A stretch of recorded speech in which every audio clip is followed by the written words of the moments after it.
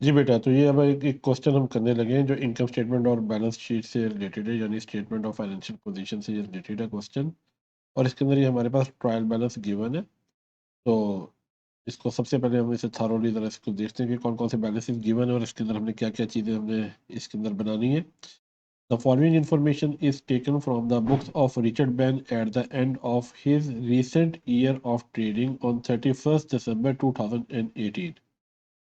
बेटा इसके अंदर सेल रेवेन्यू दिया हुआ है, ओपनिंग इन्वेंट्री है, परचेजेज है, रिटर्न्स कुछ दिए हुए हैं, कैरिज इनवर्ड है, कैरिज आउटवर्ड है, ठीक है, वेजेस, सैलरीज और इसके अंदर ये डिफरेंट किस्म के बैलेंसेज हैं, इन्हें हम स्टेप बाय स्टेप देखेंगे।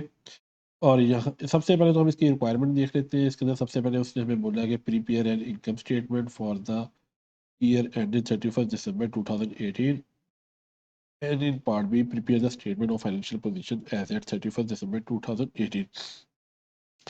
और बेटे ये एक सिंपल इनकम स्टेटमेंट और स्टेटमेंट ऑफ फाइनेंशियल पोजीशन का क्वेश्चन है। ये उन बच्चों के लिए जो जस्ट अभी स्कूल्स के अंदर O1 के अंदर है, ठीक है। O2 में और O3 में जब बच्चा चला जाता है तो फिर वहाँ पर फिर ये सिंपल इनकम स्टेटमेंट और बैलेंस शीट नहीं पढ़ाई जाती, बल्कि इसके अंदर फिर कुछ एडजस्टमेंट होती है जिन्हें ऐड कर दिया जाता है। और कैमरेज में भी आपको कभी भी सिंपल इनकम स्टेटमेंट और statement of financial position as such as a separate question के तौर पे नहीं आएगी, ठीक है। इसके अंदर एडजस्टमेंट्स भी इंक्लूडेड होती है।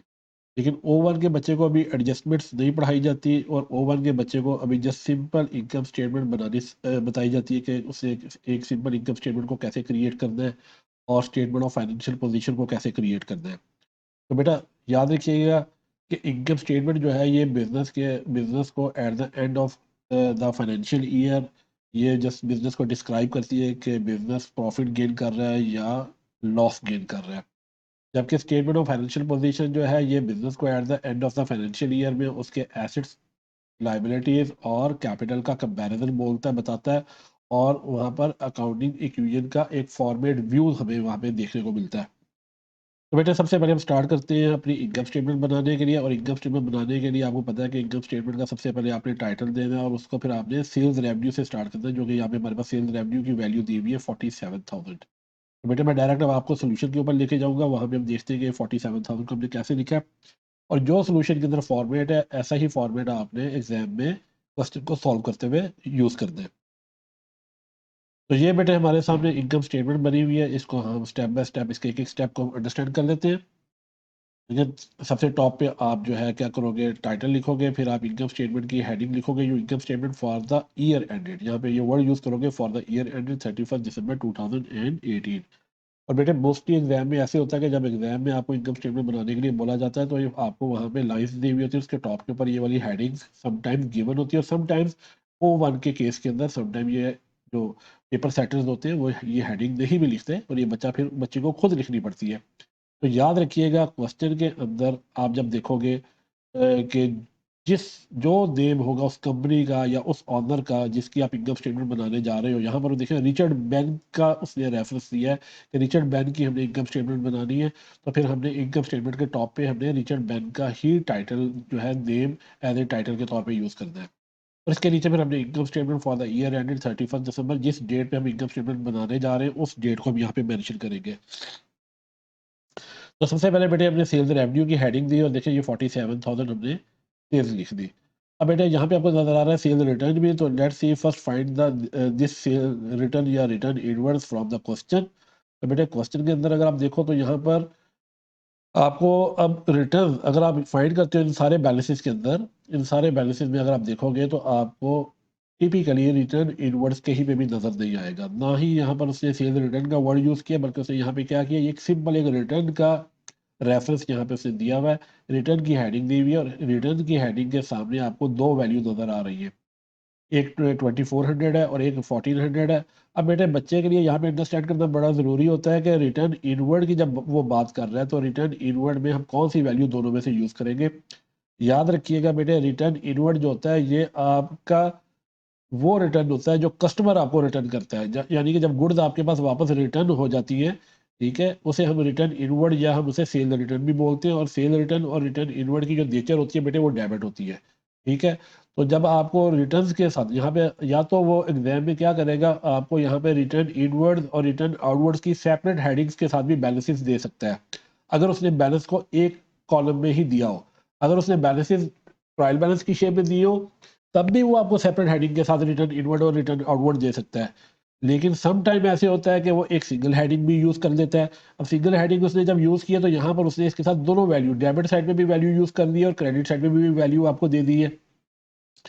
नाउ बेटे you have to understand this is the responsibility of the student के उसने अब अपने यहाँ पे कॉन्सेप्ट अप्लाई करने और उसने देखना है कि जब मुझे सेल्स रिटर्न को हम रिटर्न इनवर्ड भी बोलते हैं, जब मुझे सेल्स रिटर्न या रिटर्न इनवर्ड की वैल्यू चाहिए तो अब मुझे इस रिटर्न में से कौन सी वैल्यू है जिसे सेल्स रिटर्न या रिटर्न इनवर्ड के तौर पे मुझे चूज करना है। तो बेटे ये जो डेबिट वैल्यू होगी ये आपकी सेल्स रिटर्न या रिटर्न इनवर्ड को रेफर करेगी।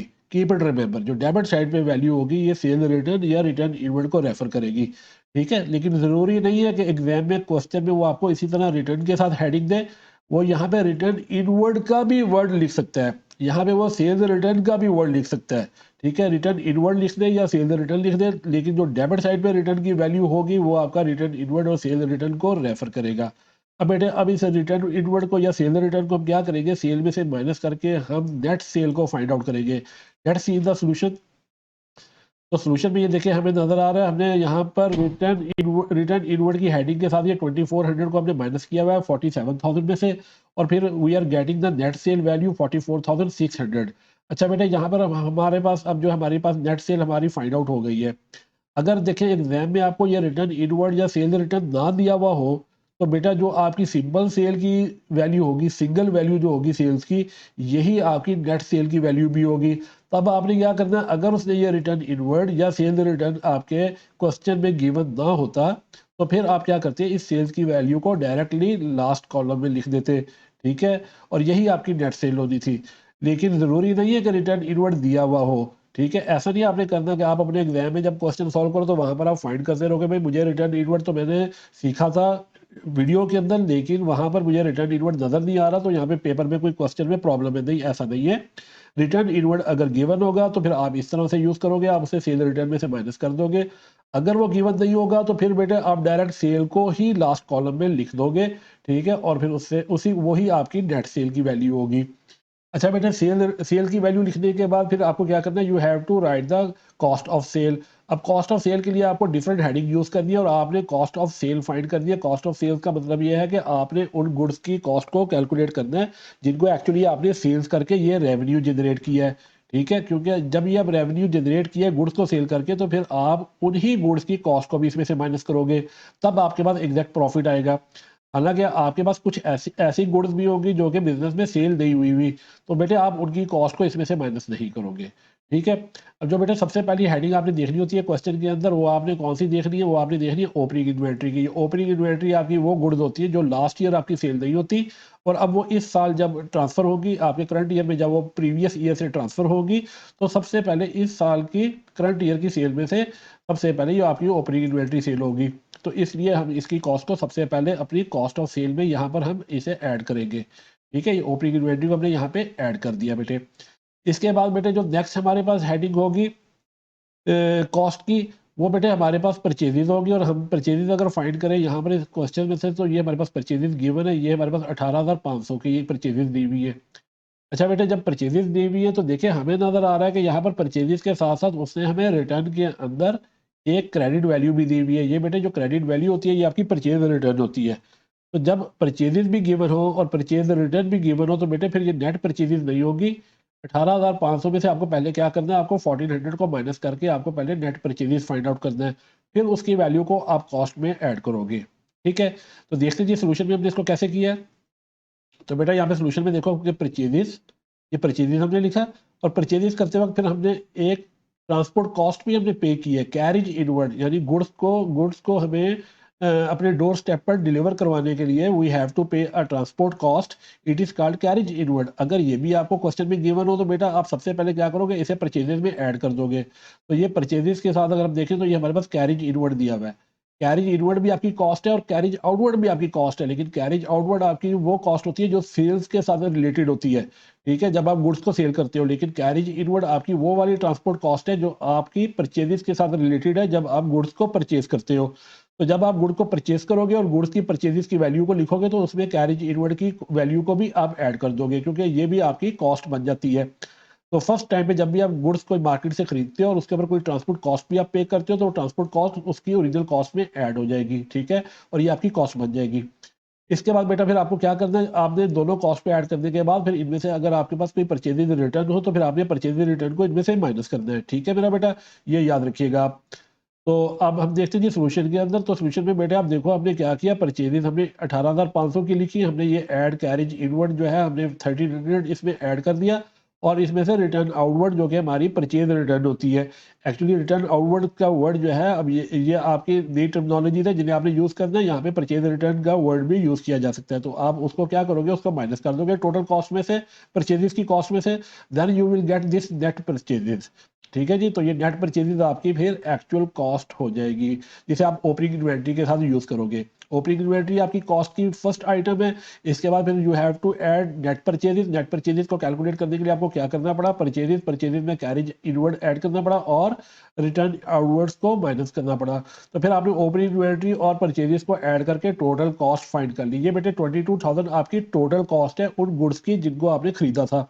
लेकिन ज़रूरी नहीं होता कि आपकी सारी की सारी गुड्स जो आपने खरीदी हुई है वो सेल हो जाए, ठीक है। कुछ आपके पास बिजनेस में ऐसी गुड्स भी रह जाती है जो कि करंट ईयर में सेल नहीं होती, जिन्हें फिर आप नेक्स्ट ईयर सेल करोगे। तो जो करंट ईयर में आपकी गुड्स सेल नहीं होगी तो आप उनकी कॉस्ट को क्या करोगे, इस टोटल कॉस्ट में से माइनस करोगे। और वो आपको कहाँ से मिलेगी, तो बेटे ये देखिए क्वेश्चन के अंदर आपके पास यहाँ पर देखें ट्रायल बैलेंस से नीचे, ट्रायल बैलेंस के बाद, ट्रायल बैलेंस के अंदर आपको ये वाली क्लोजिंग इन्वेंट्री नहीं मिलने वाली, बल्कि ट्रायल बैलेंस से नीचे आपको जो इन्वेंट्री दी हुई होगी ये आपकी क्लोजिंग इन्वेंट्री होगी, याद रखिएगा। ओपनिंग इन्वेंट्री हमेशा आपको ट्रायल बैलेंस के अंदर मिलेगी, और ओपनिंग इन्वेंट्री अगर ट्रायल बैलेंस के अंदर हो तो आप इसे एग्जाम में यूज़ कर लो, अगर नहीं हो तो फिर डजंट मैटर, फिर आपको इसके ऊपर परेशान होने की ज़रूरत नहीं है, फिर आप डायरेक्ट परचेजिंग से भी स्टार्ट कर सकते हो अपनी कॉस्ट को। लेकिन आप जब टोटल कॉस्ट को फाइंड कर लोगे फिर you have to subtract those item cost which are not sold in the current year, ठीक है जी।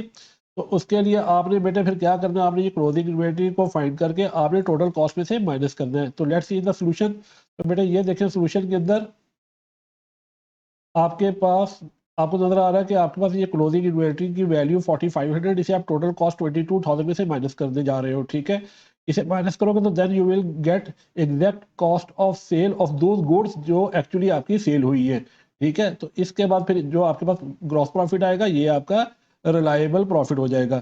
अगर आप इस सेल में से टोटल कॉस्ट को माइनस कर देते हो तो ये आपका प्रॉफिट जो है रिलायबल नहीं होगा, बल्कि ये अंडरस्टेटेड हो जाएगा, क्योंकि आपने इसमें से उन गुड्स की कॉस्ट को भी माइनस कर दिया जो एक्चुअली सेल नहीं हुई थी। तो इसलिए आपको क्या करना है, पहले टोटल कॉस्ट में से उन गुड्स की कॉस्ट को माइनस करना है जो कि सेल नहीं हुई करंट ईयर में। तो जब उनको माइनस करने के बाद you will get exact cost of sale of those goods जो कि एक्चुअली सेल हुई है। तो फिर आप उसको सेल में से माइनस करने के बाद उस कॉस्ट ऑफ सेल को you will gate gross profit. इसको बेटा ग्रॉस प्रॉफिट बोलते हैं, क्योंकि अभी इसमें से आपके एक्चुअल बिजनेस के एक्सपेंसिव माइनस नहीं हुए हुए और इसको आप डायरेक्ट इंटरटेन नहीं कर सकते। इंटरटेन का मतलब ये है कि आप बिजनेसमैन इसको डायरेक्टली यूज नहीं कर सकता। तो बिजनेसमैन को अभी क्या करना है, ग्रॉस प्रॉफिट में से उसे अपने बिजनेस के एक्सपेंसिव भी माइनस करनी है। तो बेटा जी let's see the different expensive of the business. आपके ये जो एक्सपेंसिव होते हैं ये आपके रेवेन्यू एक्सपेंडिचर भी कहलाते हैं। तो बेटा आप इसके अंदर देखिए, अब सबसे पहले अगर हम टॉप से सारी हेडिंग्स को वन बाय वन हम चेक करते जाएं, और हम पहले यहाँ पे अपने पास मार्क कर, बल्कि अगर मार्क भी करने की क्या जरूरत है, हम देखते हैं सही जी। तो यहाँ पर हमारे पास सबसे पहला जो एक्सपेंस बन रहा है बेटे वो कैरेज आउटवर्ड बन रहा है। कैरेज आउटवर्ड ये आपका एक्सपेंस है, जब आप गुड्स को सेल करते हो तो उसके बाद जो ट्रांसपोर्ट कॉस्ट फिर आप पे करते हो तो it is called carriage outward. Carriage outward की वैल्यू 1100 है यहाँ पर। तो इसे हम देखते हैं ये सोल्यूशन के अंदर। तो बेटा ये देखिए सोल्यूशन के अंदर सबसे पहले हमारे पास जो कैरेज आउटवर्ड था ये 1100 लिख दिया। अच्छा बेटा अब यहाँ पे नॉर्मली स्टूडेंट जो होते हैं जिनकी अभी बेसिक्स जो वीक होती है वो क्या करते हैं, वो इस कैरेज आउटवर्ड और कैरेज इनवर्ड के दरमियान में डिफरेंस नहीं कर पाते, और सम टाइम बच्चा ये करता है कि कैरेज इनवर्ड को एक्सपेंसिव में लिख देता है और कैरेज आउटवर्ड को वो कॉस्ट में लिख देता है। हालांकि दोनों ही आपकी एक्सपेंस कैटेगरी से बिलोंग कर रहे हैं, लेकिन कैरेज इनवर्ड को हमने कॉस्ट कैटेगरी में क्यों डाला, क्योंकि वो परचेजेस के साथ रिलेटेड थी, और कैरेज आउटवर्ड को हमने एक्सपेंसिव में क्यों डाला, क्योंकि ये सेल्स के साथ रिलेटेड है। तो याद रखिएगा कि कैरेज आउटवर्ड अगर आप कॉस्ट में लिख दोगे तो फिर you will lose your marks, ठीक है। तो कैरेज आउटवर्ड को आपने एक्सपेंसिव में लिखना है 1100। इसके बाद बेटे हमारे पास नेक्स्ट एक्सपेंस, अगर हम सीक्वेंस वाइज चले तो कैरेज आउटवर्ड के बाद नेक्स्ट एक्सपेंस हमें नजर आ रहा है वेजेस एंड सैलरीज। ये भी बेटा आपका एक्सपेंसिव है जो आप वेजेस पे कर रहे हो या सैलरीज पे कर रहे हो अपने एम्प्लॉयज़ को बिजनेस के अंदर, बेटा इसकी अमाउंट आपके पास बनती है 5100। ठीक है, तो सोल्यूशन में देखते हैं बेटा हमारे पास ये 5100 की अमाउंट यहाँ पर हमें नजर आ रही है। ठीक है, वेजेस एंड सैलरीज की। इसके बाद बेटा क्वेश्चन में जाके अगर हम देखें तो नेक्स्ट हमारे पास जो हेडिंग आ रही है वो हीटिंग रिपेयर एंड मेंटेनेंस की है। हीटिंग एंड लाइटिंग ये भी आपका एक्सपेंस है, जनरल एक्सपेंसिव है, इंश्योरेंस भी आपका एक्सपेंसिव है क्योंकि ये सारी वैल्यूज आपके पास डेबिट है। फिर आपके पास इंश्योरेंस तक ये आपके पास एक्सपेंसिव कंप्लीट हो जाते हैं। कितने एक्सपेंसिव बन रहे हैं वेजेस के बाद 1 2 3 4 ये आपके फर्दर एक्सपेंसिव है, repair and maintenance, heating and lighting, general expensive और इंश्योरेंस। ये सारी वैल्यूज आपके पास डेबिट है इसलिए ये आपके एक्सपेंसिव है। ठीक है, और बल्कि अब इनको हम सोल्यूशन में देखते हैं।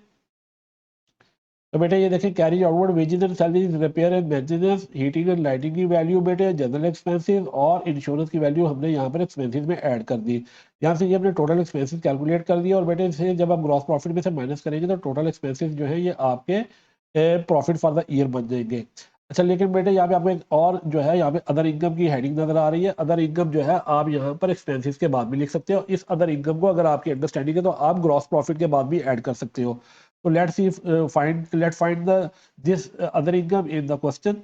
तो ये देखें बेटे हमारे पास यहाँ पर एक हमें नजर आ रही है, यहाँ पर हमें वैल्यू रेंटल इनकम की। रेंटल इनकम के साथ ये वैल्यू क्रेडिट हुई हुई है। ठीक है, तो क्रेडिट वैल्यू या तो प्रॉफिट को रेफर करती है या सेल्स को रेफर करती है या आपकी इनकम को रेफर करेगी। ठीक है, तो यहाँ पे रेंटल इनकम उसने हमें इनकम का वर्ड बोल के हमें बता भी दिया। यहाँ पे रेंटल इनकम ये क्रेडिट वैल्यू है तो ये आपकी अदर इनकम में जाएगी। अदर इनकम का मतलब ये है कि गुड्स को सेल करने के अलावा भी आपका कोई और अगर रिसोर्स है जिसके थ्रू आप इनकम जनरेट कर रहे हो तो उसे आप अदर इनकम में ऐड करोगे। तो बेटे याद रखिएगा इस क्वेश्चन में तो रेंटल इनकम दिया हुआ है, इसके अलावा आपके पास कमीशन रिसीव्ड की वैल्यू आ सकती है, वो भी अदर इनकम में आती है। कमीशन रिसीव्ड के अलावा आपके पास जो होता है डिस्पोजल इनकम भी हो सकती है। ठीक है, इसके अलावा आपके पास trade receive sorry discount received भी होता है। मैं फिर रिपीट कर रहा हूँ, डिस्काउंट रिसीव्ड, कमीशन रिसीव्ड, ठीक है, उसके अलावा इंटरेस्ट रिसीव्ड, ये सारी आपकी अदर इनकम के अंदर आएंगी। या डिस्पोजल इनकम, डिस्पोजल इनकम का मतलब होता है किसी नॉन करंट एसेट को जब सेल करते हो तब जो इनकम मिलती है वो आपकी अदर इनकम में आती है। मैं फिर रिपीट कर रहा हूँ, इन नेम्स को याद कर लीजिएगा। Discount received, rent received, commission received, interest received, disposal income, ये सारी की सारी वैल्यूज क्रेडिट होगी अगर ये क्वेश्चन में होगी और इनको आपने अदर इनकम में आपने ऐड करना है। ठीक है, क्योंकि O1 में आपके पास जो अदर इनकम आएगी अभी वो यही वाली हेडिंग होंगी। और बेटे देखें हमने यहाँ पे क्या किया, हमने यहाँ पर इस अदर इनकम को हमने यहाँ पर ये प्रॉफिट कैलकुलेट करने के बाद उसके बाद हमने अदर इनकम की यहाँ पे हेडिंग दी है ये वाली। आप इस पूरी की पूरी हेडिंग को क्या कर सकते हो, आप यहाँ पर डायरेक्ट ग्रॉस प्रॉफिट के नीचे भी यूज कर सकते हो और उसके बाद फिर अपने एक्सपेंसेस को कैलकुलेट कर सकते हो। ठीक है, और फिर इसके बाद जो फाइनल वैल्यू आपके पास आएगी वो प्रॉफिट फॉर द ईयर। अब हम अदर इनकम को ऐड कर रहे हैं अपने प्रॉफिट में और फिर जो फाइनल वैल्यू ये हमारे पास प्रॉफिट फॉर द ईयर है। अच्छा बेटा अब इसके बाद हम देखते हैं स्टेटमेंट ऑफ फाइनेंशियल पोजीशन। तो देखिए इस क्वेश्चन के अंदर जो सेकंड रिक्वायरमेंट थी वो आपके पास थी स्टेटमेंट ऑफ फाइनेंशियल पोजीशन की। और स्टेटमेंट ऑफ फाइनेंशियल पोजीशन में हमने सबसे पहले स्टार्ट लेना होता है नॉन करंट एसेट से। ठीक है, और बेटे इससे पहले मैं नेक्स्ट हेडिंग भी आपके साथ जरा डिस्कस कर दूं कि वो हमने इनकम स्टेटमेंट में क्यों नहीं लेके आए। देखिए यहाँ पे आपको नजर आ रहा है कि ये फिक्चर एंड फिटिंग की हेडिंग है, इसे हमने इनकम स्टेटमेंट में यूज नहीं किया क्योंकि ये आपका नॉन करंट एसेट है। कैश इन हैंड इसे भी मैंने यूज नहीं किया, ये आपका करंट एसेट है। ट्रेड रिसीवेबल इसे मैंने इनकम स्टेटमेंट में यूज नहीं किया, ये आपका करंट एसेट है। प्रेमिसेस को यूज नहीं किया, ये आपका नॉन करंट एसेट है। कैश एट बैंक आपका करंट एसेट है। ट्रेड पेएबल आपकी करंट लाइबिलिटी है। मोटर व्हीकल आपका नॉन करंट एसेट है। कैपिटल तो कैपिटल ही है। ड्राइंग्स जो है ये वो अमाउंट है जो बिजनेस से ऑनर ने विड्रॉ की हुई है। तो बेटे याद रखिएगा कभी भी कैपिटल रिलेटेड आइटम, लाइबिलिटी से रिलेटेड वैल्यूज और एसेट से रिलेटेड वैल्यूज जो है वो इनकम स्टेटमेंट में नहीं आती। इन सब वैल्यूज को हमने स्टेटमेंट ऑफ फाइनेंशियल पोजीशन में लेके जाना होता है। ठीक है, let's see the statement of financial position. तो देखिए हमने सबसे पहले क्या किया, स्टेटमेंट ऑफ फाइनेंशियल पोजीशन में भी उसी तरह हेडिंग आएगी सबसे पहले स्टेटमेंट ऑफ फाइनेंशियल पोजीशन और इसके नीचे आप लिखा, अच्छा और इसके टॉप पे भी आपने यहाँ पे मैंने वो नाम नहीं लिखा जो आपके पास, जैसे आपने इनकम स्टेटमेंट में नाम लिखा था रिचर्ड बैंक, तो यहाँ पर आपने अगर आपको statement of financial position paper पे बनानी आती है तो आप रिचर्ड बैंक का पहले टॉप पे नाम लिखोगे। अगर आपको दोनों सेम टाइम में एग्जामिनर आपसे रिक्वायर्ड करता है कि आप इनकम स्टेटमेंट भी बनाओ स्टेटमेंट ऑफ फाइनेंशियल पोजीशन भी बनाओ, तब भी आपने रिचर्ड बैंक का टाइटल देना है। उसके बाद फिर आपने क्या करना है, आपने ये स्टेटमेंट ऑफ फाइनेंशियल पोजीशन लिखनी है और फिर इसके नीचे एज एट 31 दिसंबर 2008। बेटा याद रखिएगा स्टेटमेंट ऑफ फाइनेंशियल पोजीशन में आपने ये वर्ड लाजमी लिखना है एज एट 31 दिसंबर 2008। समटाइम ये वाली हेडिंग जो है एग्जामिनर की तरफ से क्वेश्चन पेपर में फॉर्मेट के अंदर गिवन होती है, जिसके अंदर आपने ये सोल्यूशन देना होता है। समटाइम उसने सिर्फ एक ब्लैंक पेज दिया होता है या लाइंस पेज दिया होता है, जिसके अंदर आपने ये फिर हेडिंग से खुद स्टार्ट करना है। ठीक है, हेडिंग का आपको आइडिया होना चाहिए। और इसकी हेडिंग में और इनकम स्टेटमेंट की हेडिंग में क्या डिफरेंस है, देखिए इनकम स्टेटमेंट की हेडिंग के अंदर यहाँ पे इनकम स्टेटमेंट के साथ आ रहा है word for the year ended, क्योंकि इनकम स्टेटमेंट सिर्फ करंट ईयर की बनती है। ठीक है, और जबकि आपको स्टेटमेंट ऑफ फाइनेंशियल पोजीशन में यहाँ पे वर्ड नजर आ रहा है as at. As it at का मतलब ये है कि आपने आज तक जब से बिजनेस स्टार्ट हुआ है उस टाइम से लेके टिल नाउ अभी तक जितना भी आपके पास एसेट लाइबिलिटीज है वो सारा आप यहाँ पे शो करते जा रहे हो। ठीक है, इसलिए इसे एज एट 31 दिसंबर यानी 31 दिसंबर तक जो कुछ भी है उसे आप डिस्प्ले करोगे। तो बेटे सबसे पहले आपने नॉन करंट एसेट की हेडिंग देनी है और हमने क्वेश्चन में से फाइंड करने हमारे पास नॉन करंट एसेट कौन कौन से है। तो बेटे देखिए नॉन करंट एसेट जो हमारे पास बन रहे हैं वो हमारे पास बन रहा है, एक हमारे पास ये फिक्चर एंड फिटिंग हमारे पास नॉन करंट एसेट है बेटे। इसके बाद एक ये हमारे पास प्रेमिसेस नॉन करंट एसेट है और इसके बाद फिर हमारे पास motor vehicle non current asset है। ये तीन हमारे पास नॉन करंट एसेट हैं। हमने क्या करना है, इनकी वैल्यूज को देखने हैं। फिक्चर एंड फिटिंग 12,000, प्रेमिसेस जो है 30,000 है, मोटर व्हीकल आपके पास 6,000 है। इन सबको हम सोल्यूशन में लिखेंगे सीक्वेंस वाइज और यहाँ पर फिर हम इन सब का क्या करेंगे, सम कर देंगे। तो यहाँ पर हमारे पास ये टोटल नॉन करंट एसेट आ गए। फर्स्ट कॉलम में हमने क्या किया, इनकी कैलकुलेशन की और सेकंड कॉलम में हमने इनको इनके टोटल को मेंशन कर दिया बेटे। इसके बाद बेटे क्या है करंट एसेट को हम पहले फाइंड कर लें क्वेश्चन में।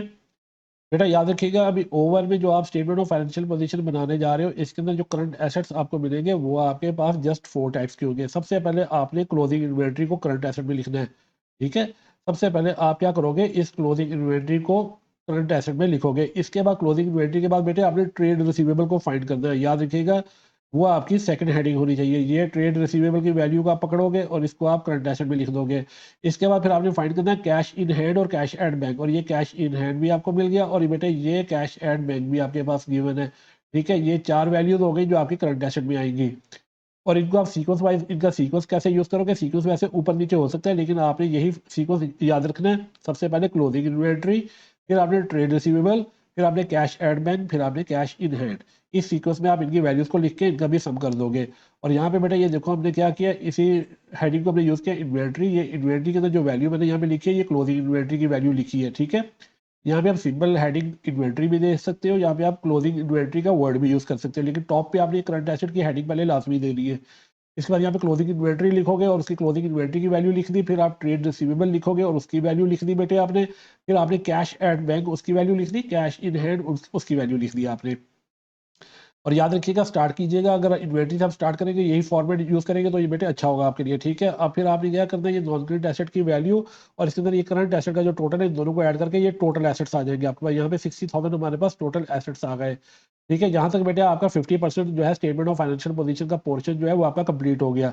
अब जो इसका यानी कि आप ये कह लो कि इसका इस स्टेटमेंट ऑफ फाइनेंशियल पोजीशन का पार्ट 1 आपका कंप्लीट हो गया, जिसमें आपने सबसे पहले टोटल एसेट्स फाइंड आउट करने होते हैं। तो ये टोटल एसेट्स आपने फाइंड आउट कर लिए। अब बेटे आपने टोटल लाइबिलिटी को फाइंड आउट करना है, जिसमें आपके पास कैपिटल और आपकी लाइबिलिटी आ जाएगी, उनका सम करेंगे तो आपके पास टोटल लाइबिलिटी आएगी। और याद रखिएगा टोटल लाइबिलिटी आपकी आपके टोटल एसेट से मैच करनी चाहिए। और टोटल लाइबिलिटी में सबसे पहले आप क्या करोगे, ये इक्विटी की हेडिंग देनी है बेटे आपने। अब इक्विटी की हेडिंग यहाँ पे दोगे और इसके बाद सबसे पहले आप कैपिटल की वैल्यू को लिखोगे। ये कैपिटल की वैल्यू आपको कहाँ से मिलेगी बेटे, ये देखो ये आपको इस ट्रायल बैलेंस के अंदर से मिलेगी। कैपिटल एट 1 जनवरी 2018 बेटा ये आपका ओपनिंग कैपिटल है। ठीक है, इसे आपको ट्रायल बैलेंस में से फाइंड आउट करना है। ये ओपनिंग कैपिटल होता है आपके ईयर के स्टार्ट का कैपिटल है।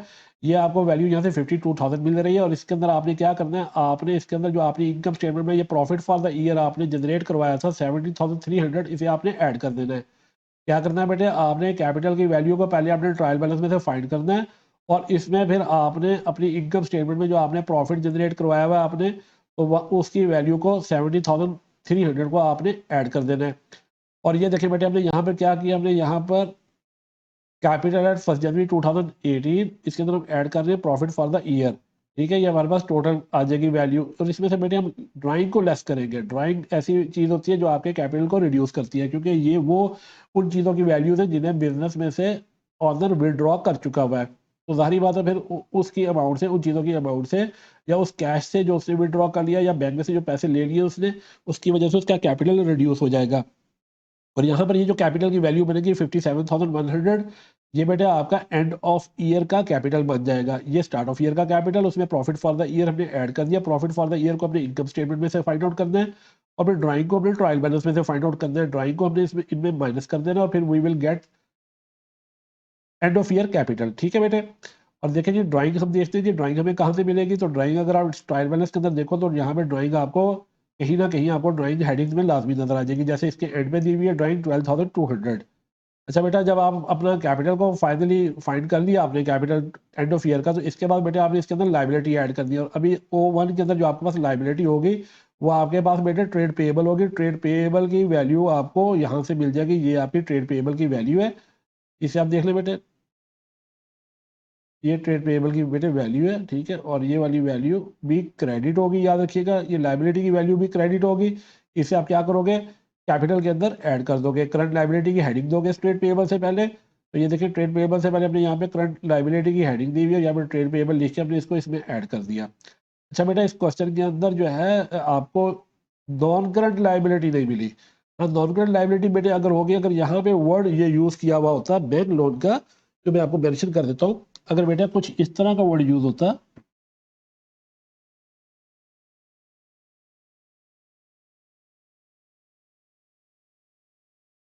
बैंक लोन, इसके साथ जो भी वैल्यू होती है बेटे वो उसकी फिर हेडिंग हो जाती नॉन करंट लाइबिलिटी। और नॉन करंट लाइबिलिटी जो है यहाँ पर करंट लाइबिलिटी के नीचे नॉन करंट लाइबिलिटी लिख के आप उसको भी आप क्या करते हैं, उसको भी आप टोटल्स के अंदर ऐड कर देते हैं। ठीक है। तो अभी इस क्वेश्चन में आपके पास नॉन करंट लाइबिलिटी नहीं है तो हमने नहीं लिखी। अच्छा बेटे, एक O1 के अंदर ट्रेड पेएबल के अलावा और कौन सी करंट लाइबिलिटी आ जाती है बेटे, यहाँ पे बैंक ओवरड्राफ्ट भी आ जाता है। ठीक है। तो क्वेश्चन में बेटे अगर बैंक ओवरड्राफ्ट दिया हो तो उसे भी आपने करंट लाइबिलिटी में ट्रेड पेएबल के साथ ऐड करना है। तो बेटा याद रखिएगा, बैंक ओवरड्राफ्ट आपका क्या होता है, करंट लाइबिलिटी होता है। Bank over draft. ठीक है। और इसकी वैल्यू भी आपको क्रेडिट साइड से मिलेगी अगर ये होगा क्वेश्चन के अंदर। और इसके अलावा बेटा यहाँ पर अगर सिंपल बैंक लिखा हो हेडिंग्स के अंदर और बैंक की वैल्यू को क्रेडिट साइड पे लिखा हो तब भी वो बैंक ओवरड्राफ्ट ही होता है।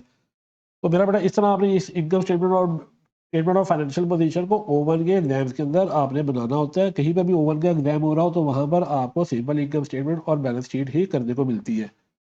ओके बेटा, अब इसकी प्रैक्टिस कीजिएगा। और अगर आपको इससे रिलेटेड कोई क्वेश्चन हो तो उसे आप लाजमी कमेंट बॉक्स में पूछ लीजिएगा। ओके, टेक केयर एंड अल्लाह हाफिज़।